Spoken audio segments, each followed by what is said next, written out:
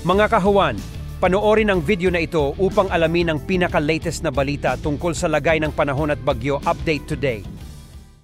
Ngayong araw ng Miyerkules, May 22, 2024. Sa ating latest satellite images, makikita natin na easterlies o itong hangin nagmumula sa karagatang Pasipiko pa rin ang makakaapekto sa malaking bahagi ng ating bansa. Asahan pa rin natin yung mga pulupulor isolated na mga pag-ulan, pagkidlat, pagkulog, lalo na sa hapon hanggang sa gabi. Ito yung mga localized thunderstorms. At ang ating ahensya, ang Pag-asa, ay maglalabas ng mga thunderstorm advisories at mga rainfall information, lalo na bandang hapon hanggang sa gabi, dahil doon nga nabubuo itong mga localized thunderstorms para malaman natin kung ano yung mga specific na lugar na maaaring magkaroon ng mga pag-ulan.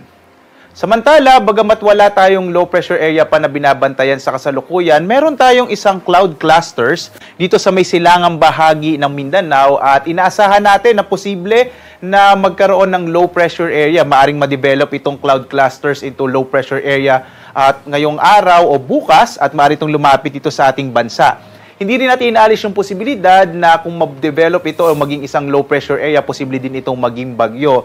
At bagamat malayo pa at marami pa rin pong pwedeng mangyari. Inaasahan din natin na maaaring magdala itong cloud cluster at kung maging low pressure area ito ng mga pag-ulan partikular na sa may silangang bahagi ng Visayas, ng Mindanao, gayon din sa may Bicol region towards the weekend. Kaya patuloy nating i-monitor itong cloud clusters na to sa mga susunod na araw. Muli, posible nga itong maging low pressure area within the day or tomorrow at papasok ng Philippine Area of Responsibility.